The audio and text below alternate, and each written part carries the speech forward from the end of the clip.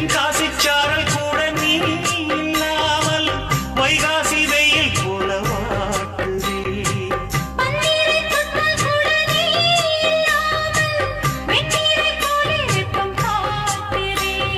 மையளந்த கண்ணும் என் கையளந்த